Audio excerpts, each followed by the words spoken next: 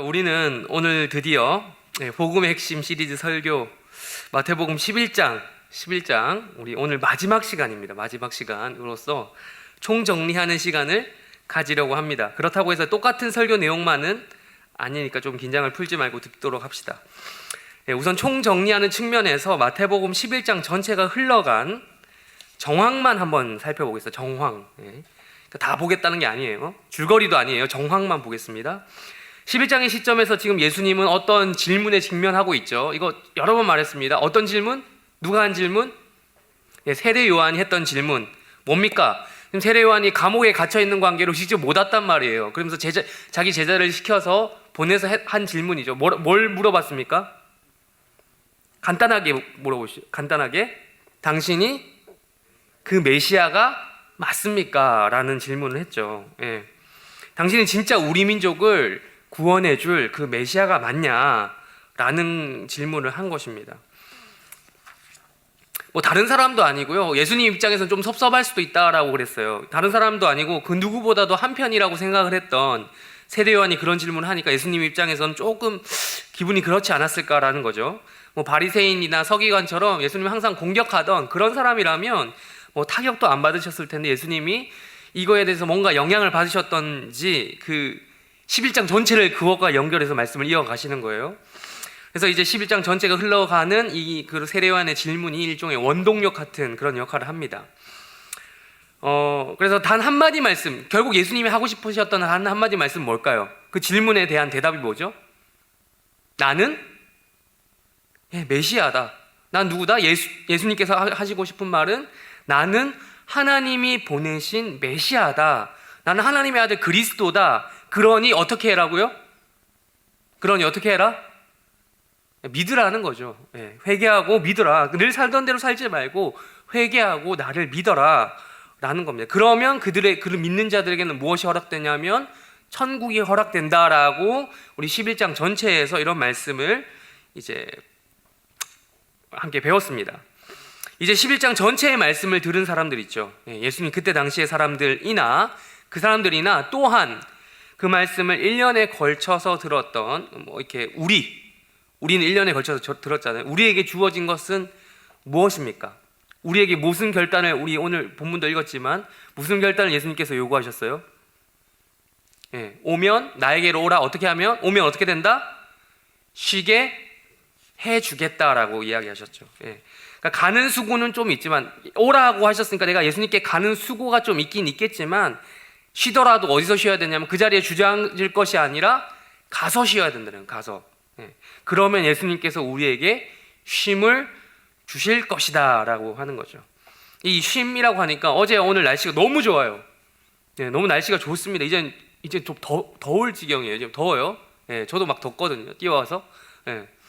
더워요. 주말 사이에 그러니까 날씨가 너무 좋아서 좋은 관계로 주말 사이에 안식을 누려보겠다고 지금 오늘도 보니까 수많은 차량들이 이 강동을 통과해서 하남을 통과해서 저기 올림픽대로를 지나서 저기 그 강원도 방향으로 서울을 빠져나가고 있더라고요. 그러나 여러분 그것은 진정한 의미에서 쉼은 아닙니다. 그들에게 돌아오는 것이 있으니 돌아올 때 반드시 겪게 될 교통체증 그런 게 있는 거죠. 그런 것들과 같은 꽉 막힌 인생길이 우리 인간에게 놓여져 있다는 거예요. 오늘은 바로 28절의 이 부분 있죠.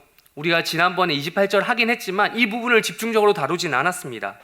쉼을 어떻게 하시겠다고요? 쉬게 하리라. 이걸 바꿔 말하면요, 쉼을 주신다라는 말이에요. 쉬게 하리라, 쉼을 주신다라고 하는 이 부분에 집중해서 말씀을 나누도록 하겠습니다. 28절 뒷부분, 처음부터 다 읽어볼게요. 한번 28절만 읽겠습니다. 시작.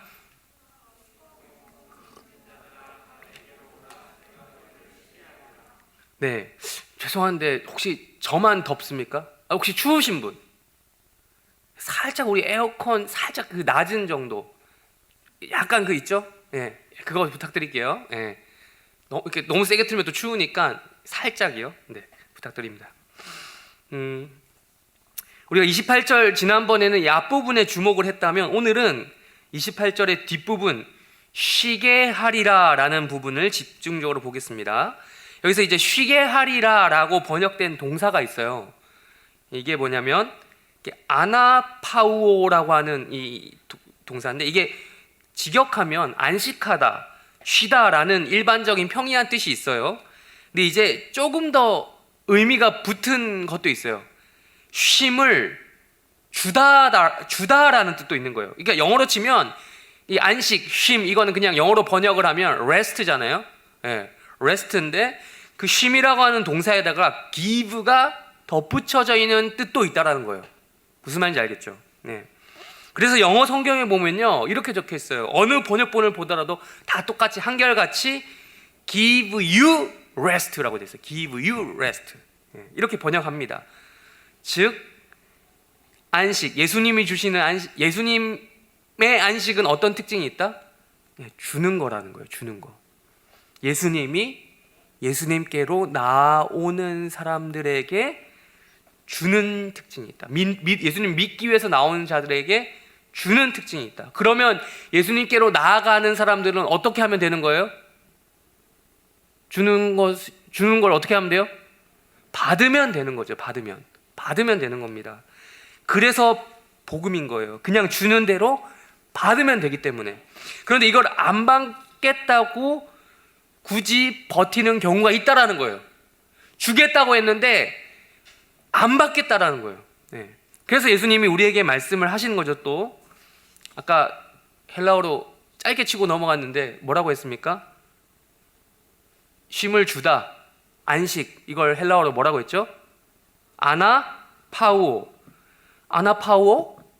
또 제가 하나 들어갑니다. 아나파우오, 아나파 우리 애기 아나파우오. 네. 너 아프지?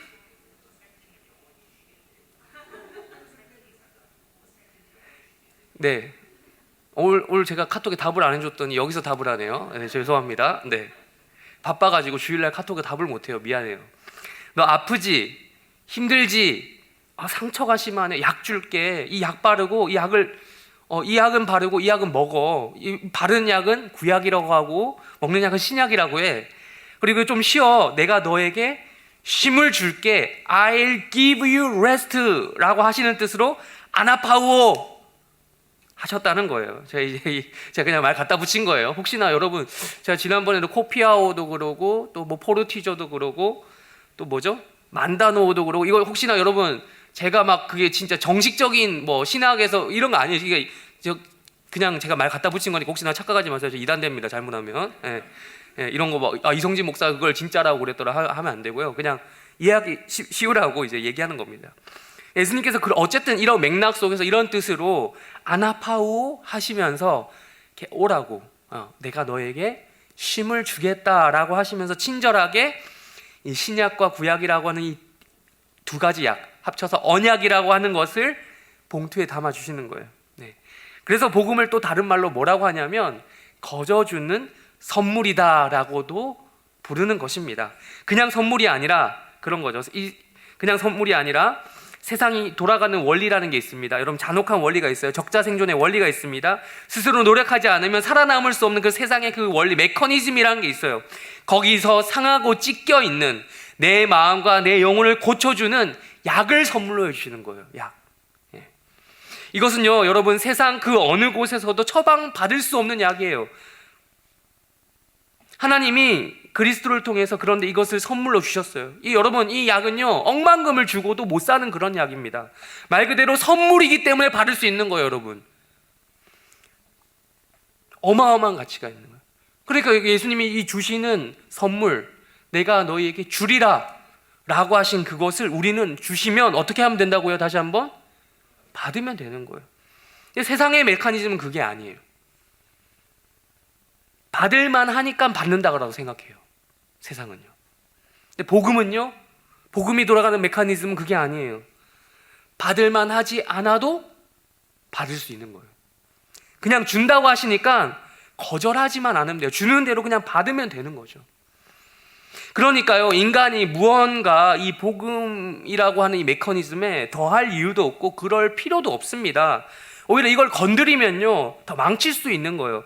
말 그대로 우리가 사족이라는 말을 쓰잖아요. 사족을 붙이면 망치는 거예요, 작품을. 다 된 밥에 콧바트릴 이유가 하나도 없는데 나도 거기다 뭐 하나 해보겠다고 하다가 콧바트리는 겁니다. 세상이 흘러가는 메커니즘은 그렇습니다. 무조건 어떤 이제 상태를 조건으로 요구한다라는 거예요. 너 더 배워야 돼.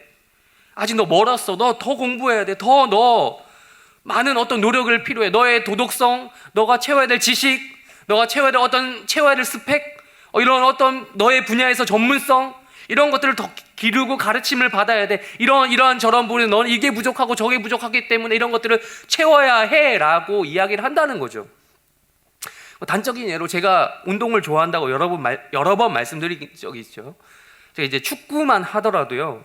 그럼 축구를 하기 위해서 나 갑자기 축구가 하고 싶어라는 마음이 들었다 칩시다. 근데 그런 마음이 축구를 생전해보지 않은 사람이 축구라는 것을 해봐야겠다는 생각이 들었다 치자고요. 야, 너 축구 좋아해? 축구하러 가자. 라고 했을 때, 나 축구 좋아해요 하면서 축구하러 온 애가 일단 복장부터가 정장을 빼입고 왔어요. 그러면 되겠습니까? 아니죠. 예. 뭐 이게 사실 청바지만 입고 와도 조금 이상하게 볼 거예요. 예. 뭐 그럴 수는 있지만 정장을 입고 축구 경기를 뛸 수도 있고 뭐 할 수는 있지만 조금 이제 얘가 진짜 축구가 뭔지는 알고 얘기한 걸까? 라는 의문이 드는 거예요. 그런 생각이 든다는 거죠, 상대방이. 또 게다가 신발 같은 경우도 축구화가 없다 하더라도, 축구화가 당연히 있어야겠죠. 축구화가 없을 수도 있으니까 없어도 적어도 낡은 운동화라도 신고 와야 된다는 거죠. 또한요, 뭐 복장, 장비 뭐 이런 것까지 또 뺍시다. 또 하고 축구를 하려면 기본적으로 복장뿐만 아니라 또 무엇이 준비되어 있어야죠? 하기 위해서는 뭐 공간 그런 것도 있고요. 장비 빼고 규칙을 알아야 됩니다. 규칙. 최소한 축구라는 게 공을 발로 차는 거다라는 건 알고 있어야 된다는 거죠. 그걸 모르고 축구하자 해서 이렇게 끼워줬더니 남들 다 공은 발로 차고 있는데 갑자기 혼자 열심히 달려가지고 공을 손으로 잡고 상대방 골문에 달려가는 거야. 돌진해서 던져 넣은 다음에 골 넣었다 막 혼자 기뻐하는 거예요. 그런 사람을 가르쳐서 우리는 약간 정신이 이상한 사람이라고 하는 거죠. 그건 미식 축구나 뭐 럭비 뭐 이런 데서나 비슷하게 적용될 수 있는 규칙이죠. 축구에서는 그건 파울이에요. 핸드볼 파울입니다. 또한 여러분 규칙만 알아야 되는 게 또 아니에요. 흔히 하는 말로 볼도 어느 정도 찰 줄 알아야 돼요. 그래야 어울릴 수 있어요. 여러분 이게 볼을 좀 찰 줄 안다는 말이 어떤 의미에서 쓰느냐에 따라서 천차만별이긴 합니다. 근데 지금 제가 말씀드리는 건요, 최소한의 의미로 말씀드린 거예요. 최소한 같은 팀에게 발로 공을 넘겨줄 수 있는 패스라고 하죠. 패스. 그리고 상대편 골문에 공을 차넣는 슛. 기본적으로 이 두 가지는 알아야 축구라는 경기가 제대로 진행이 됩니다. 그것도 모르고 공을 줬더니 우리 편이 자기한테 공을 줬어. 근데 그 공을 도로 상대편한테 주는 거야. 일부러. 실수가 아니라 일부러 주는 거야. 그걸 의도적으로 그런 행동을 하면 아무리 아마추어끼리 승부에 집착하지 않는 스포츠라고 해도 그런 행동을 계속 한다면 그 사람을 뺄 거예요. 아마 같이 안 껴줄 거예요. 그러니까 당장 축구를 못해도 괜찮은데 막 열심히 하고자 하는 그 마음과 배우려고 하는 그런 열정만 있으면 될 텐데 그렇다는 거죠. 이렇게 제가 근데 세세하게 늘어놓고 보니까 축구를 만약에 전혀 모르시는 분들은 축구의 벽이 높나라는 생각이 들 수도 있는데 그런 게 아니에요, 여러분. 전혀 그렇지 않습니다. 우리 또 해림 FC라고 교회 있는데요, 오픈되어 있습니다. 혹시 청년들이 지금 또 우리 형제 청년들 오늘따라 많이 안 보이네요. 형제 청년들 중에 축구에 관심 있으신 분들 좀 많이 들어오셨으면 좋겠다라는 깨알 홍보를 잠깐 하면서 넘어가도록 하겠습니다. 축구만 그렇겠습니까? 여기 여러분과 대부분 상관 있는 공부, 뭐 직장생활 이런 것도요, 여러분 그냥 흔히 하는 말로 생짜배기로 가능합니까? 아니죠. 배워야 제대로 원활하게 할 수 있단 말이에요. 뭔가 조건이 필요해요. 그러니까 세상살이가 다 그렇다는 거죠. 제가 지금 말씀드리는 거는. 이런 식으로 세상에서 살아내기 위해서는 뭔가 어떤 조건이 갖춰져 있어야 되고 그걸 또 갖추도록 노력해야 되고요. 그 조건을 갖추고 나서야 제대로 된 시작을 할 수 있는 것들이 많습니다. 아니 뭐 지금 당장 갖추어져 있지 않더라도요, 적어도 그걸 하고자 하는 열망이라고 할까요? 그걸 배우고자 하는 마음이라도 어필이 되어야 돼요. 그래야 할 수 있어요. 그래서 여러분처럼 청년에 때, 젊을 때에, 여러분 지금 많이 어디서 배우러 다니시잖아요. 뭐 학교든 뭐 어디든 뭐 간에 여러분 배움의 때잖아요. 배울 때잖아요. 써먹기보다는 주로 배울 때잖아요, 여러분. 그래서 학교에 다니고 학원에 다니고 뭐 다 그런 거, 무언가 조건을 갖추기 위해서 배우는 겁니다. 아, 좋아요. 세상에서는 그럴 수 있습니다. 세상의 메커니즘은 그런 거니까. 중요한 건요, 우리가 믿는 이 기독교에서도 그러한 태도를 똑같이 요구하냐는 거예요. 에이, 아무리 그래도 그렇지 그걸 그냥 받는다고? 아니, 뭐든 어디든 입문을 하기 위해서는 준비가 필요해. 난 아직 기독교인이 될 준비가 안 돼 있어. 마음을 더 갈고 준비해야 돼. 나 아직 성경 일독도 안 해봤는데 기독교인이 될 자격이 있을까? 뭐 이런 식의 태도도 있다라는 겁니다. 그게 맞냐는 거예요. 기독교가 여러분 이 세상에 존재하는 수많은 가르침 중에 하나였다라면 그래야 할 것입니다. 아, 그래도 돼요. 아, 그래야만 하죠. 아, 스스로의 노력으로 뭔가 습득해 가는 그런 메커니즘 있잖아요. 그런 것들이 똑같이 적용되는 곳이라면 그래야 합니다. 그래서 실제로 기독교를 이 세상에 존재하는 수많은 가르침 중에 하나, 혹은 여러 종교 중에 하나라고 생각하는 사람들이 있어요. 그냥 있는 게 아니라 많이 있어요. 제가 어렸을 땐요, 도덕윤리 교과서에 나왔습니다. 그런 사상이. 요즘에도 도덕윤리 교과서에 그런 게 나오는지 모르겠어요. 제가 배웠을 때 거의 지금 이제 20년이 되었으니까요. 세계 4대 성인 이런 거 배웠습니까? 새내기들 있습니까? 세계 4대 성인 배웠습니까? 모릅니까? 아, 여러분이 기억이 안 나는 겁니까? 안 배운 겁니까? 자, 그럼 새내기였던 21살들 세계 4대 성인 배웠습니까? 도덕교과서나 윤리교과서에서 배웠습니까? 아, 전혀 모르는 표정으로 저를 쳐다보고 있는데, 그래서 쳐다보고 있어줘서 고마워요. 이게 아니라 그래 봐주고 있다는 게 너무 감사한 지금 것 같은데, 세계 4대 성인, 이게 옛날에 라떼군요. 이것도 몰랐는데, 세계 4대 성인 하면 그 성인이라는 게 그 어덜트 성인이 아니고요, 이게 그 좀 이렇게 훌륭한 사람들 있잖아요. 석가모니, 공자, 소크라테스, 나머지 누구겠어요? 예수. 이렇게 이 4명을 가르쳤거든요. 그러니까 세상 사람들은요, 이 예수님을 그냥 그 정도로밖에 생각을 안 하는 거예요. 인간 중에서 가장 좀 뛰어난 사람? 뭐 그 정도죠. 그러니까 예수님의 가르침도 무슨 수준으로 받아들이냐면 철학 수준. 뭐 소크라테스랑 뭐 석가모니, 공자 다 철학 열심히 잘했잖아요. 자신만의 철학을 펼쳤잖아요. 그런 수준으로 받아들여요. 실제로 여러분 그런 사람들이 있습니다. 이 성경책을 철학 서적과 비슷하게 받아들이는 사람이 있어요. 근데 그런 사람들이 여러분보다 성경 더 열심히 읽어요. 알아요? 이 성경을 철학처럼 해석하는 사람들이 있어요. 근데 안타깝게도 그들은 여러분이 성경 한 구절 읽어도 여러분은 구원에 이르는 마음으로 보지만, 믿음으로 보지만 그 사람들은 그렇지 않기 때문에 구원에 이를 수 없는 거죠. 참 이게 아이러니예요. 흔히 대표적으로 또 많은 사람들이 있는데, 대표적으로 여러분들은 모를 것 같아요. 제가 20대 때 그 기독교인이라고 하면서 대표적으로 기독교를 까는 사람이 있었어요. 머리 빡빡 깎은 사람, 약간 목소리가 찢어져 이렇게 하시는 분 누군지 알아요? 김용옥 선생, 뭐 이런 사람 몰라요? 요즘에는 많이 안 나오고 옛날에는 되게 패러디도 많이 됐어요. 그분 개그 프로그램에서. 그 사람은 이제 그 사람뿐만 아니라 그런 사람들 강의를 들어보면 기독교는 또 하나의 철학 사상인 거죠. 철학은요, 또 바꿔 말하면 상식의 또 다른 이름입니다. 상식. 물론 기독교인이 지나치게 상식이 없어서는 안 되겠죠. 하지만 상식 수준, 철학 수준에 머물러 있는 게 그게 기독교가 맞냐는 거죠.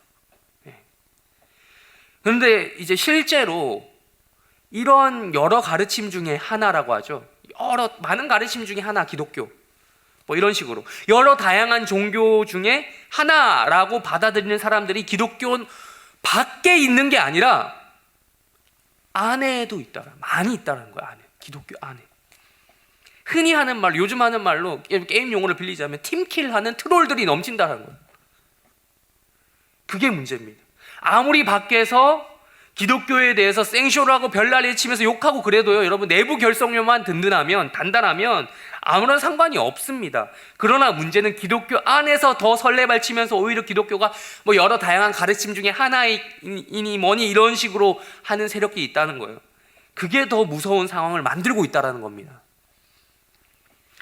뭐 많이 있을 수 있겠는데요, 대략 저는 이걸 3가지 정도로 흐름을 잡고자 간추려 보고자 합니다. 네, 1번, 2번, 3번으로 나눕니다. 이제 1번 미리 말씀드릴게요. 보편구원론이라고 하고요. 2번 종교 다원주의라고 하고요. 3번 WCC라고 합니다. 근데 이 3가지는 모두 다 한 가지로 연결되는 부분이 있어요. 다 똑같은 말인데요, 포장지만 조금씩 바뀐 거예요. 심지어 제가 의도한 바가 전혀 아닌데 오늘 담임 목사님 2부 설교를 들었던 분 아실 거예요. 거기에도 나왔던 내용입니다. 네, 2부 설교 겹칠 줄 몰랐어요. 정말 오늘 보는데, 담임 목사님 설교 보는데 소름 돋았습니다. 네. 종교 다원주의, 설교 제목 자체가 그거예요. 그러나 여러분은 2부 설교를 제대로 듣지 않았을 것이 너무 확실하기 때문에 자신 있게 또 저는 말할 수 있습니다. 예, 들은 분들도 있겠지만.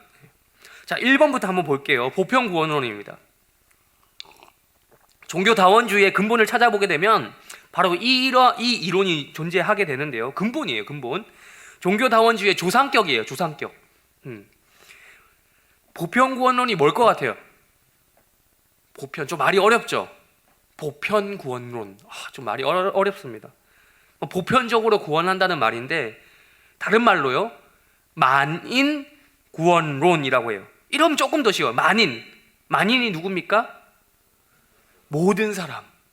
네, 모든 사람. 이 세상 모든 사람들이 한 명도 빠짐없이 다 구원받을 거야 라고 하는 기독교 안에서 주장하는 사상입니다. 이론이에요. 근데 그게 맞을까요? 아니겠죠. 바꿔 말하면 이겁니다. 예수님께서 십자가에서 피를 흘리고 죽으셨는데 그게 누구를 위함이었을까요? 누구를 위해 죽으셨냐? 이런 말이죠. 정말 모든 사람 한 명도 빠짐없이 그 사람들을 위해서 피 흘리고 죽으셨는가? 근데 모든 사람들을 위해 피 흘리고 죽으신 것이라면 여러분 한 명도 빠짐없이 구원을 받아야 마땅하겠죠. 예수님이 그리던 그림은 이거였다라는 거예요. 그들이 말했다면, 야, 내가 죽고 나면 모든 사람이 구원받겠지? 이러시면서 십자가에 죽으셨어요. 근데 정작 구원받는 사람들은 그게 아니야. 예수님의 계획이 뒤틀렸네. 현실적으로 예수님 안 믿고 죽는 사람 있습니까? 없습니까? 있잖아요. 아니, 그냥 있는 게 아니라 수두룩 빽빽하죠. 그렇다면 예수님의 그 의지와 결과가 일치하지 않는단 말이에요. 그러면 무슨 심각한 일이 생기죠? 예수님은 뭐가 아닌 거예요? 신이 아닌 거죠. 하나님이 아닌 거죠. 여러분, 신이 원하는 건 반드시 어떻게 되도록 돼 있어요? 이루어지게 돼 있다니까요. 우리가 오늘부터 디딤돌 하게 될 텐데 그 디딤돌 교리 공부해 보면 하나씩 보다 보면 하나님의 그 속성이라 하나님의 성격이라 성격 혹은 뭐 성품 뭐 이런 게 나오거든요. 그거에 따르면 예수님은 하나님이잖아요. 근데 예수님도 하나님이기 때문에 절대로 원하는 게 뭐 이루어지지 않는다거나 이럴 수가 없다니까요. 반드시 성취되어야 해요. 반드시 이루어져야 돼요. 신에게 원함과 갈망이 있어요. 내가 이걸 원해, 이걸 갈망해. 있는데 그게 안 이루어진다면 그게 신입니까? 신이 소원을 빕니까? 아니죠. 신은 자신이 원하는 뜻하는 바대로 다 이룰 수 있는 존재입니다. 우리가 고백하는 삼위일체 신앙은 그거잖아요. 예수님은 누구다? 하나님의 아들이다. 그리고 그분과 똑같은 영광과 존재이신 하나님의 본체라는 걸 믿는 신앙이에요. 그러니 이 만인 속죄설이라고 하기도 하고 만인 구원론이라고 하기도 하고 보편 구원론이라고 하는 이 부르는 것이 맞냐는 겁니다. 아니죠. 틀렸죠. 예수님은요 철저히 누구를 위해서 죽으셨냐? 자기 백성들이라고 한정 짓고 있습니다. 창세전에 좀 어려운 말로 좀 더 덧붙일게요. 창세전, 그러니까 이 세상이 지어지기 전부터 구원받기로 계획되어 있던 사람들이 있었습니다. 교리적 용어로 막 바꾸면 예정된 사람들을 위하여 십자가에서 자신의 피를 흘리시고 죽으셨어요. 이 복음은요, 누구에게나 오픈되어 있긴 하지만 실제로 적용되는 것은 제한적입니다. 바로 이런 것을 가리켜서 우리 장로교회는 약간 좀 어려운 말로 뭐라고 부르냐면 제한 속죄다라고 부릅니다. 지금 이 제한 속죄라는 게요, 속죄의 능력이 제한적이다라는 뜻이 아니고 속죄의 범위가 제한적이라는 뜻이에요. 예수님의 피의 능력이 제한적이다라는 뜻이 아니라 피가 해당되는 범위가 모든 사람 한 명 한 명, 모든 이 세상의 지구상에 존재했던 그리고 존재할 모든 한 사람 한 사람이 아니라는 겁니다. 예수님을 믿는 우리들에게 해당되는 말이라는 거예요. 우리에게 있어서 예수 피의 능력은요, 보혈의 능력은 무한한 거예요. 그래서 우리는 그 피의 능력을 그냥 무한으로 즐기면 되는 거예요. 이 보편구원론을 주장하는 사람들 중에요, 악의적으로 주장하는 사람들도 있겠지만 개 중에는 순진한 사람들도 있어요. 잘 몰라서 그러신 분들도 있어요. 모든 사람들이 구원받았으면 좋겠다 이런 마음이 있잖아요. 여러분, 이런 마음 한 번도 안 품어봤어요? 네, 저는 품어봤는데, 예수님이 우리를 사랑하시는 만큼 세상 모든 사람들을 사랑하시지 않을까, 이런 마음. 네. 그런 마음 자체는 우리가 존중해 줘야 합니다. 존중할 수 있습니다. 그리고 그런 정도의 마음으로 선교를 하고 전도를 해야 하는 것은 맞습니다. 왜? 우리는 누가 구원받을지 모르잖아요. 세상이 창조되기도 전에 하나님의 선택이 정해져 있다라고 해서 우리가 그 하나님의 그 플랜, 계획에 대해서 다 아냐고요? 모르잖아요. 그러나 그런 마음 자체는 존중하지만 그 마음이 올바른 이론의 기초에 있어야 그 마음도 인정을 받을 수 있는 건데 안 그렇다는 게 문제가 되는 겁니다. 또한 이론적인 이유에서뿐만 아니라 아까 제가 현실도 말씀드렸잖아요. 이미 현실적으로도 보편구원론은 지지받지 못합니다. 설교를 하고 있는 지금 이 순간, 제가 이 순간에도 지금 지구상에 수많은 사람들이 예수님의 속죄를 받아들이지 못하고 그러한 채로 보혈을 인정하지 않고 죽어가고 있잖아요. 그렇다면 예수님의 피가 무언가 부족하기 때문에 그런 것입니까? 네. 아니면 예수님이 착각을 하고 계신 겁니까? 아니죠. 마음은 참 좋은 분인데 능력이 없는 착한 그런 있잖아요. 착한 바보. 네. 능력이 없는 그런 분이라서 그런 거예요. 이처럼 보편구원론은요, 지나친 이상주의적인 생각에서 나온 발상입니다. 근데 제가 왜 굳이 또 보편구원론을 했냐면 이번 종교다원주의와 이어가기 위해서입니다. 보편구원론을 인정하게 되면 반드시 연결되는 사상이 이 종교다원주의입니다. 오늘 2부 때 설교 들으신 분들은 알겠지만 종교다원주의라는 것은요, 말 그대로 모든 종교에는 다 길이 있다, 다 구원을 받을 수 있다, 어느 종교를 믿어도 다 구원을 받을 수 있다, 이거예요. 대표적인 예가 있잖아요. 여러분, 이 비유 내가 뭐 얘기할 것 같아요? 종교다원주의 하면 무조건 생각나는 비유가 있어요. 산타기 비유예요. 등산 비유. 자, 등산을 하기 위해서 출발 지점이 다 다를 수는 있죠. 코스가 다양합니다. A 코스, B 코스, C 코스, D 코스 다 있어요. 그러나 정상은 몇 개예요? 하나예요. 종교다원주의가 요거죠. 네. 이런 생각을 비기독교인이 하는 것은 어쩔 수 없다고 칩시다. 그러나 이러한 생각을 기독교인이 한다는 것이 문제입니다. 종교 간의 차이점을 무시하고 모든 사람이 구원을 얻는다 라고 하는 점에서 아까 얘기했던 만인구원론, 보편구원론의 확장판인 거예요. 확장판. 적어도 전통적인 개념에 있어서요, 만인구원론은요, 아까 얘기했던 1번, 그건 전통적인 개념이 있어서 그거는 기독교에 한정된 이야기였는데, 그래도 예수 이야기를 했는데, 이제 종교다원주의에서는 예수 이야기를 하지 않아도 기독교를 뛰어넘어 모든 종교에서도 그게 가능하다라고 이야기한다는 거죠. 그래서 확장판이라는 거예요. 이것을 주장하는 사람들은 보편구원론을 주장하는 사람들과 논리 구조도 유사합니다. 비슷합니다. 하나님이 사랑의 하나님이신데, 예수님이 우리를 위해서 죽으신 게 우리를 사랑하셔서인데, 어떻게 모든 사람이 구원을 못 받고 지옥에 가도록 내버려 두시냐, 이런 식의 논리를 펼친다는 거죠. 즉 세상의 어떠한 모든 종교를 통해서도 결국 하나의 길, 구원을 받을 수 있다라고 얘기하는 거예요. 그게 뭐 이슬람이든 상관없고 불교든 상관없고 가톨릭이든 상관없고 어떤 종교든 간에 진지함 가운데서 너가 스스로 노력을 해서 구원의 진리를 추구하면 거기엔 다 길이 있을 거야. 뜻이 있으면 길이 있을 거야. 무슨 종교든 상관없어. 종교의 이름이 중요한 게 아니야. 네가 진지한 태도를 가지고 구원의 길을 찾고 있다는 게 중요한 거야. 이런 식으로 이야기를 하는 거죠. 깨달으면 된다라는 거죠. 뭐 예를 들어서 불교만 하나만 딱 오늘 잡아서 얘기할까요? 불교는요, 사실 종교라기보다는, 여러분 불교 공부해 보신 분 있어요? 혹시 이 중에 불교 학과가 있습니까? 네, 여기 불교 학과도 있어요? 네. 아, 불교를 교양으로 들으신 분이 있을 수 있겠네요. 네, 불교. 여러분 재밌습니다. 여러분 불교 교양 수업 한번 들어보세요. 제가 불교도가 되라는 말이 아니에요. 불교 수업을 한번, 불교에서 뭘 가르치는지 한번 들어보시라는 거예요. 그러니까 믿음이 없는 사람은 들으라고 하지 않겠어요. 이게 빠질 수가 있어. 네. 불교 공부를 해보면요, 여러분 종교라기보다는 아주 훌륭한 철학입니다. 네. 저도 이제 전문적으로 공부한 건 아니고 이리저리 잡지식을 이제 얻다 보니까 제가 정리가 된 건데요. 진짜 불교만큼 현실적인 종교 아니 뭐 철학이라고 했죠. 아까 뭐 이런 게 없어요. 현실적이에요. 되게 현실적이에요.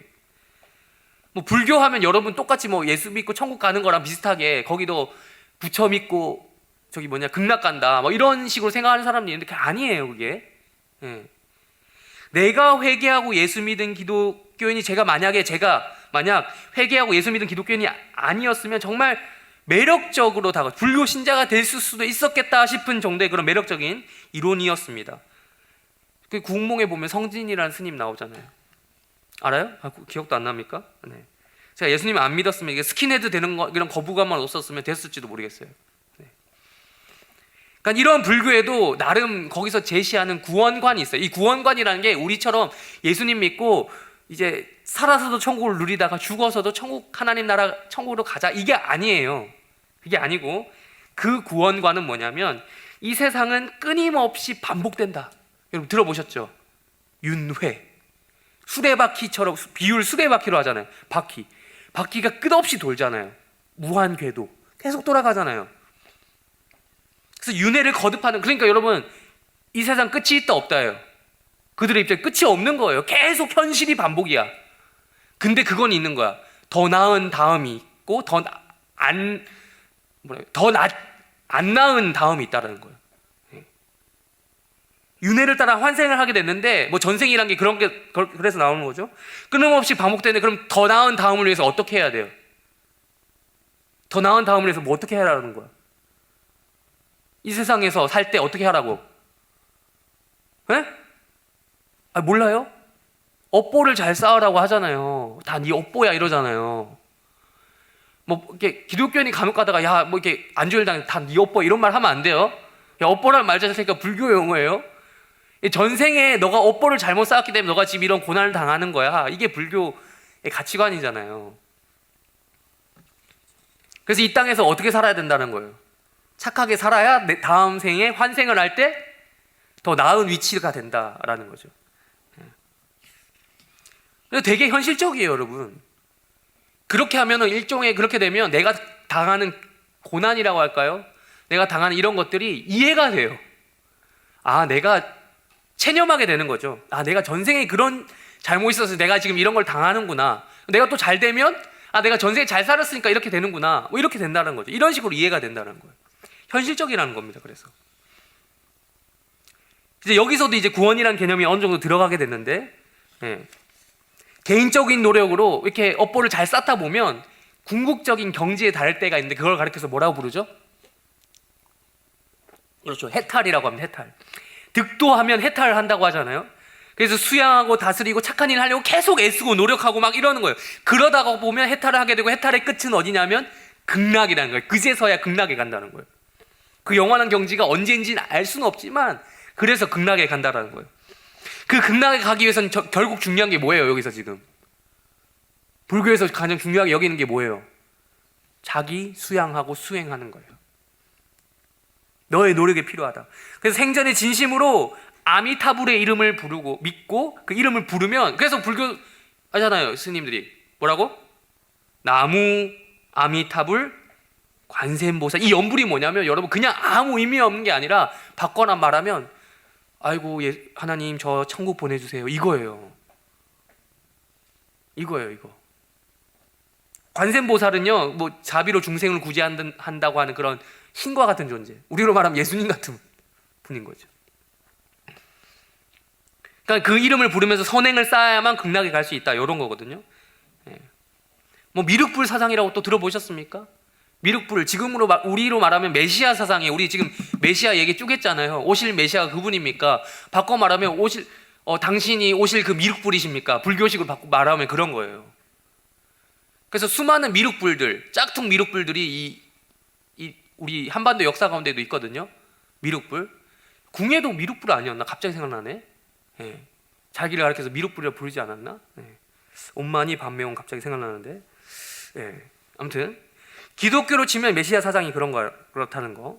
근데 여러분 이런 걸 들으면 무슨 생각이 나야만 하냐면, 제가 이미 다 해설을 해줬지만 용어만 한문이지, 용어만 이 우리나라 한글 뭐 혹은 한문 이렇게 표현했다지,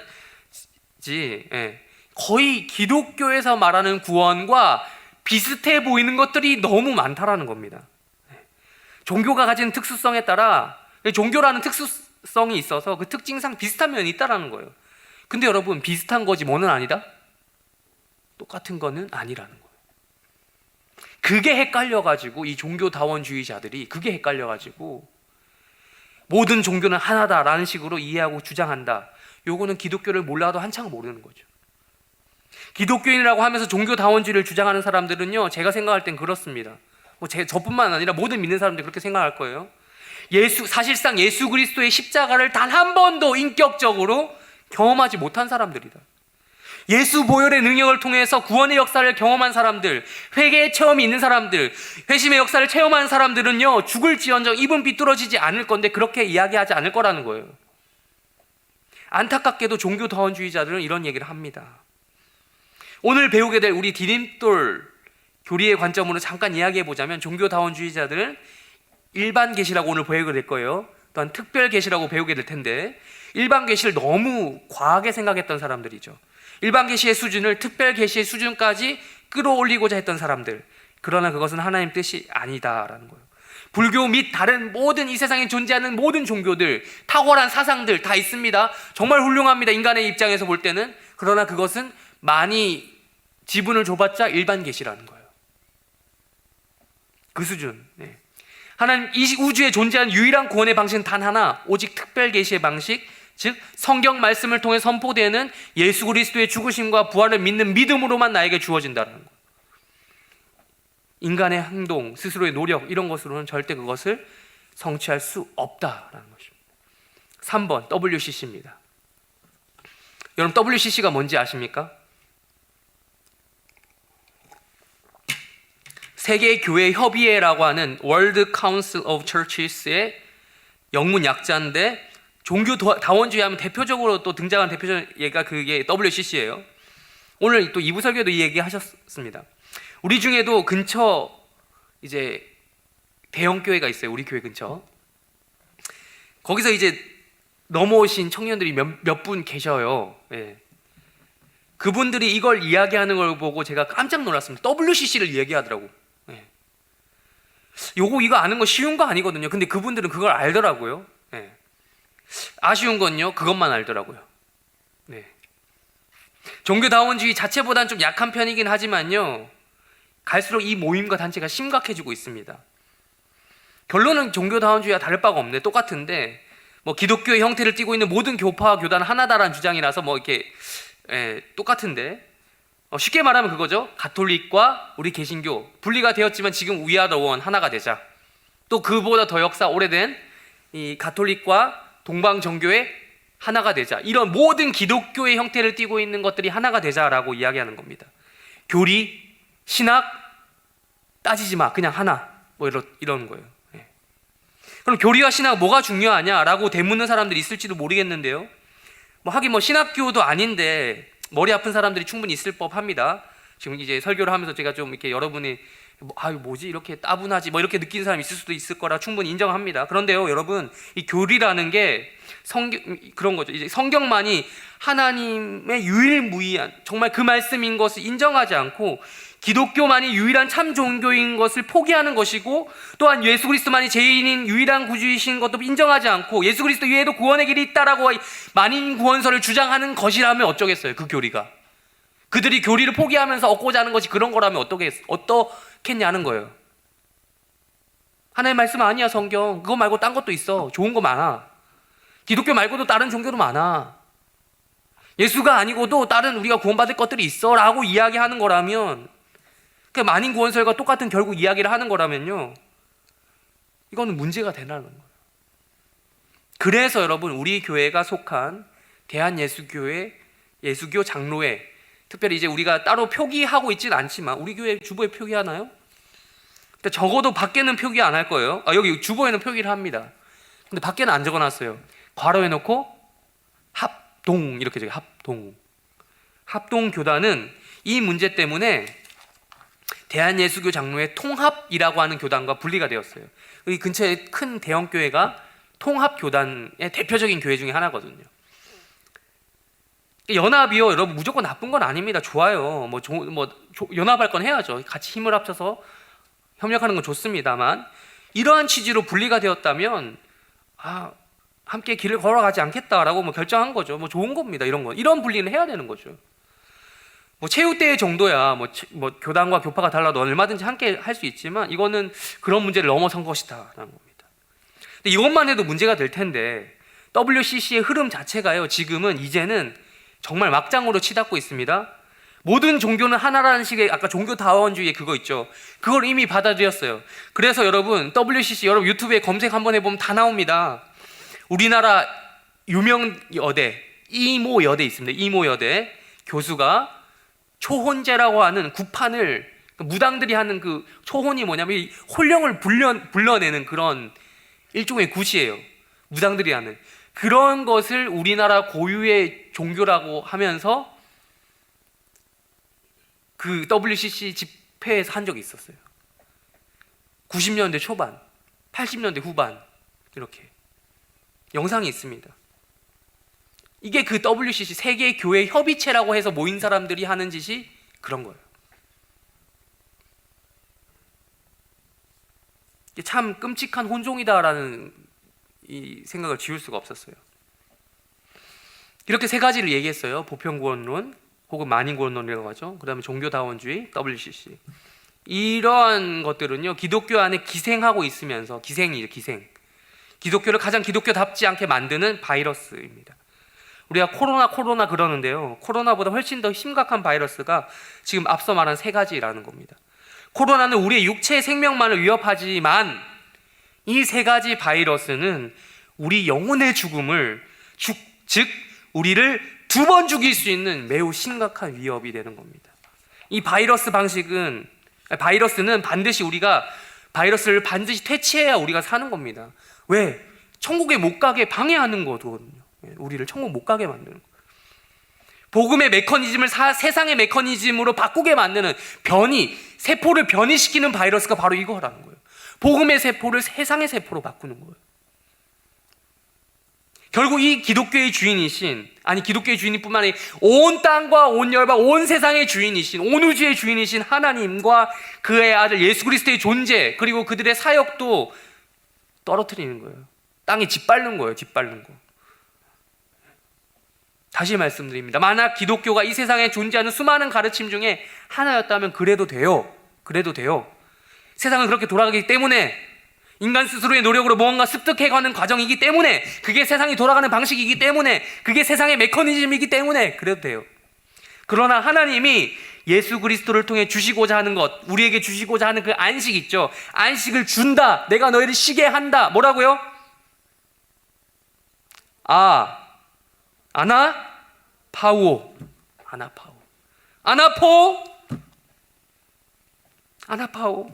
내가 너 아프지? 안 아프니? 안 아파오? 내가 쉬게 해줄게. 내가 쉼을 너에게 줄게. 그러니 받아. 내가 주는 이 언약 봉투 안에 있는 이 언약이라고 하는 이 두 가지, 신약 구약 잘 받아서 잘 발라, 그 약 잘 바르고 잘 먹어. 그럼 푹 쉬면 돼. 약 먹고 쉬어, 좀 쉬자. 그러면 괜찮을 거야 하면서 우리는 그냥 받아 먹으면 돼요. 그런데 거기서 이러는 거예요. 그 앞에서 아우, 제가요 봤는데 익숙하지 않아서요. 제가 미안해서 못 받겠는데요. 상식적으로 생각을 해보니까 내가 너무 염치가 없어서 이거 못 받겠어요. 이런 변명 같지 않은 변명을 하면 안 된다는 거예요. 당장 여러분 죽게 생겨가지고 약값을 갚을 능력이 안 되는데 그러는 건요, 만용이에요. 만용. 준다는데 일단 받고 봐야지.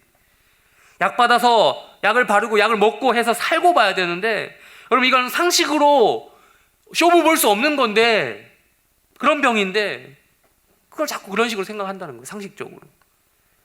그럼 이 시대에 가장 심각한 병이라고 할 수 있는 병 뭐죠? 많은 병이 있지만 대표적으로 중이병이라고 얘기하지 마세요.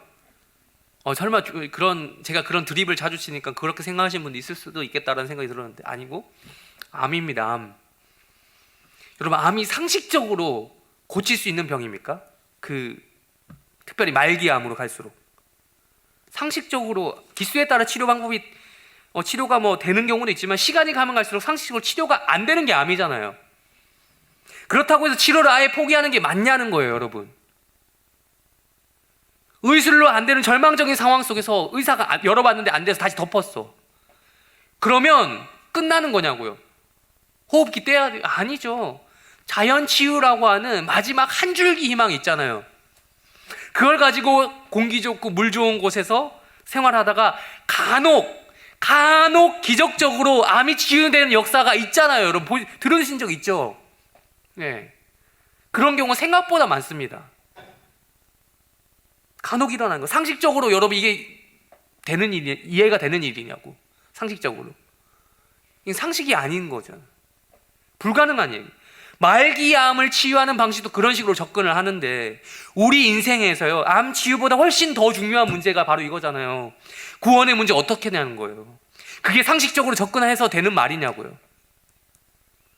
인간 스스로의 노력으로 뭔가 갖추어진 상태에서 접근하는 건요, 복음을 오히려 욕먹이는 거예요.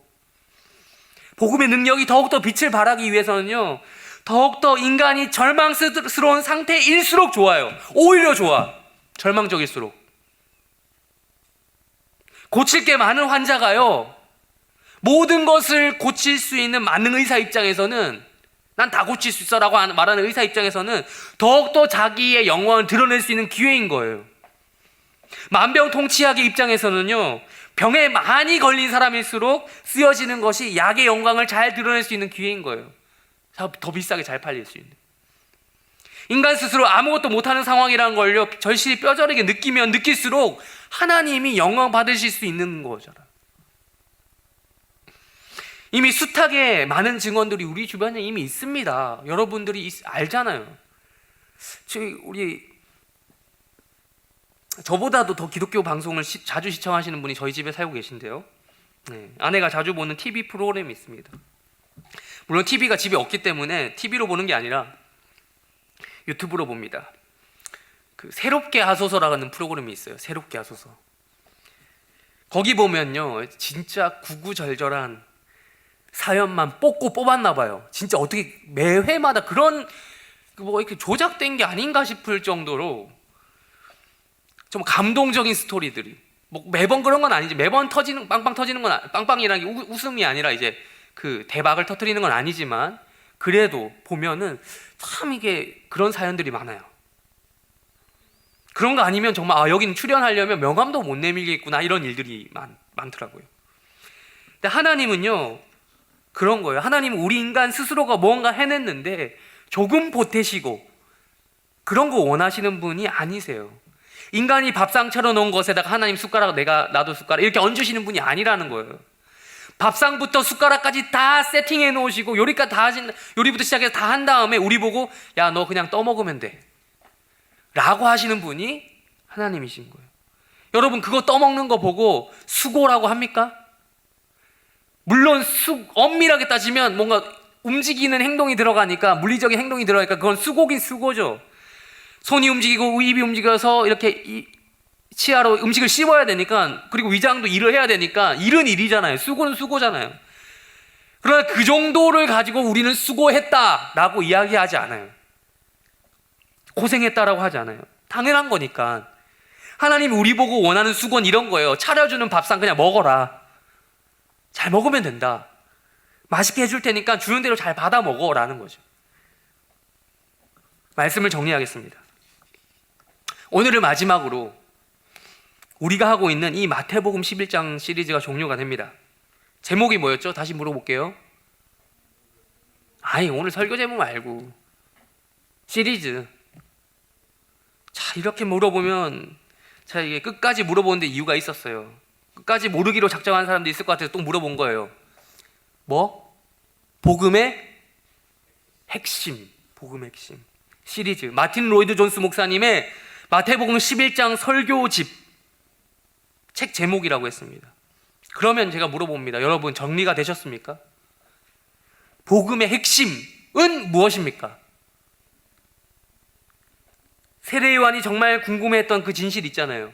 예수는 메시아, 그리스도가 맞다. 맞죠? 맞습니다. 그렇다면 복음의 핵심은 무엇입니까? 그건 복음이에요. 예수는 그리스도라가 맞다라는 객관적인 사실에서 끝나면 되냐고요. 그건 복음이잖아요. 예수는 그리스도가 맞다, 복음. 그럼 복음의 핵심은 뭐냐고요. 그것을 영어로 하면 핵심이라는 게요, 번역이 조금 그래요. 헐트예요, 헐트. 그러니까 이게 물론 두 가지 의미가 있는 것 같아요. 복음 자체의 그 알맹이, 그걸 얘기하는 것 같기도 하고, 그것을 우리의 그 헐트에, 우리의 마음에 얼마나 받아들이느냐, 얼마나 받느냐, 주시는 거 얼마나 그 복음을 내 마음속에 집어넣느냐, 그 이야기인 것 같아요. 복음의 핵심. 그분이 메시아가 맞다. 맞으면 어떻게 해야 된다는 거예요. 그 말씀을 듣는 우리들에게 남아있는 건 뭐예요? 아, 그분이 나의 인생의 가장 근본적인 그 구원의 문제를 해결해 주실 주님이시구나, 예수님이구나, 메시아구나 하면서 회개하고 믿는 겁니다. 그분이 나를 위해 고통받는 인생을 평생 사시다가 마지막 즈음에 비참하게 나를 위해 피 흘리고 죽으셨다가 다시 부활하신 하나님의 아들이구나 라는 것을 믿는 거예요. 사실을 주는 대로, 성경이 말하는 대로, 들으라고 하는 대로 받아들이는 겁니다. 주는 대로 받아 먹는 거예요. 이 단계까지 포함해서 복음의 핵심이라고 하는 거예요. Heart. 복음은 그 자체로 주는 특성이 있다라고 했습니다. 하나님이 우리에게 주는 복음을 받아야 돼요. 이것이 성경이 말하는 믿음입니다. 그게 우리를 살리는 거예요. 이제 이 말씀을 들은 우리는 어떻게 반응해야 되겠어요? 믿어야 되는 거죠. 오랜 시간 동안 겉으로는 기독교인으로 여러분 살아왔을지 모르겠지만 정작 이 복음을 믿지 않고 살아가는 사람들이 우리 중에도 얼마든지 있을 수도 있습니다. 회개하고 이 복음을 믿고 받아들이라고 하는 그 요청에 우리는 응답을 해야 된다는 것입니다. 여러분, 마지막으로, 진짜 마지막으로 비틀즈의 일화를 소개하고 마치겠습니다. 여러분, 비틀즈 아세요? Let it be, 뭐 이거 알죠? 예, Let it be. 요즘 젊은 청년들 혹시 진짜 모르는 사람이 있을 수 있을 것 같아요. 요즘 같은 경우는 있나요? 예, 뭐 손들기 좀 그렇죠. 영국이 낳은 세계적인 팝스타죠. 예, 이 모르는 사람이 좀 이상한 사람이야. 예. 그래서 사실 뭐 영화 최근에 보헤미안 랩소디 때문에 이 퀸이 조금 더 두각이, 이 영화가 흥행을 했으니까 이제 그렇기도 했는데, 이제 전 세계적으로나 우리나라 그 옛날 어르신들에게나 팝하면 비틀즈였어요. 비틀즈. 예. 비틀즈 거의 원픽이죠, 원픽. 이 비틀즈의 멤버 중에 4명이 있는데 그 중에서 보컬리스트 좀 단명하게 했는데 존 레논이라는 사람이 있습니다. 이 사람이 말 그대로 비틀즈 인기가 한창 진짜 말 그대로 하늘을 찌르던 때에 인터뷰를 했었는데요. 그가 기독교에 대해서 남긴 말이 있었습니다. 우리 한번 띄워주실까요? 네. 자, 오늘 지금 이제 마지막으로 끝내기 전에 영문 독해 시간입니다. 네. Christianity will go. 자, 이게 무슨 뜻이죠? Will go. 갈 거다. 근데 간다가 무슨 간다는 뜻이에요? 없어져 버린 것이다. 이게 의역을 해야 돼요. 간다라는 게 어디 그런 게 아니고 나가리 된다는 뜻이죠. 네, 없어져 버릴 것이. It will vanish and shrink. 사라져가고 줄어들어갈 것이다. I needn't argue about that. 나는 그것에 대해서 논쟁할 필요도 느끼지 못한다. 필요가 없어. 그 다음에 하는 말이 자기는 I'm right and I'll be proved right. 내가 옳다는 것이 증명이 될 것이다. 이게 여기서 이제 이 기사에서는 이걸 두각시켰습니다. 이걸 제목으로 잡았어요. 그 다음 이걸 We are more popular than Jesus now. 우리는 지금 예수님보다 어떻다고요? 인기가 있다. 그래서 사실 여러분 존 레논의 말들 중에 가장 유명한 문구는 more popular than Jesus예요. more popular than Jesus. 그만큼 자기들의 인기가 예수님과 비빌 정도다라는 거죠. 네. 하나의 종교죠, 종교. 여러분, 그래서 실제로 락스타들은 거의, 여러분 락스타 집회에 가보셨어요? 집회가 아니고 콘서트. 미안. 그러니까 내가 왜 이런 말 했냐면 거의 집회 수준이야. 예배하는 거, 예배. 그 락스타를. 가수 콘서트장 가면.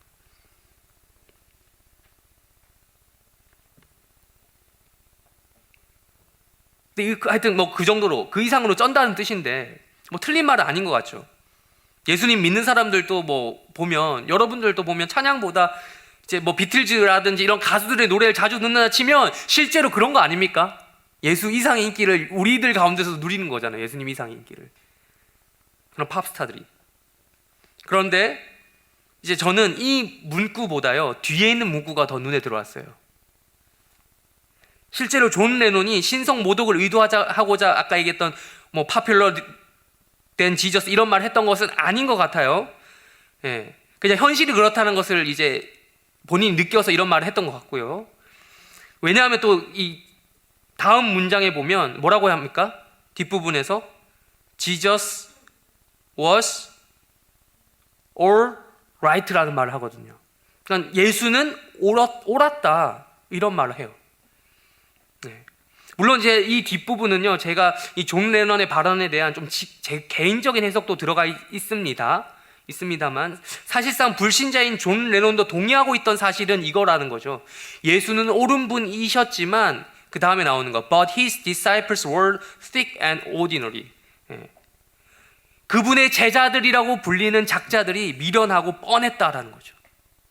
예. 이 제자들은 예수님 당시의 제자들만 이야기하는 게 아니겠죠. 존 레논이 성경책 읽었는데 거기 나온 제자들만 이야기하겠습니까? 은유적으로 이 시대에 존재하는 모든 기독교인들을 향해 하는 말 아니겠습니까? 당시 전체 기독교를 싸잡아서. 그렇습니다. 예수가 그리스도가 되시는 기독교는요, 예수가 메시아가 되시는 기독교는 절대 문제가 되지 않는 그런 기독교입니다.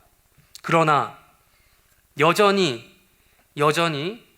기독교의 테두리에 있으면서도, 여전히 제자라고 간판을 걸고 있으면서도 진정 우리의 신앙과 삶에 예수님이 주는 쉼과 복음도 받아들이지 않으면, 성경을 읽고 있긴 하지만 여전히 자기계발서 수준으로 성경을 대하고 있다면, 여전히 예수님을 여러분의 인생의 롤모델 정도로만, 위인 정도로만 대하고 있다면, 공식적으로는 내가 세상의 메커니즘을 따라가지 않지만, 여러분 공식적으로는 안 따라가지만 사실상 복음의 메커니즘을 거부하는, 즉 주는 복음을 받아들이지 않는 존 레논이 비판했던 그 사람들이라는 거예요. 이 범주 안에 들어가는 거예요. His disciples were thick and ordinary. It's them twisting it. 다시 한번 띄워주실래요? 네.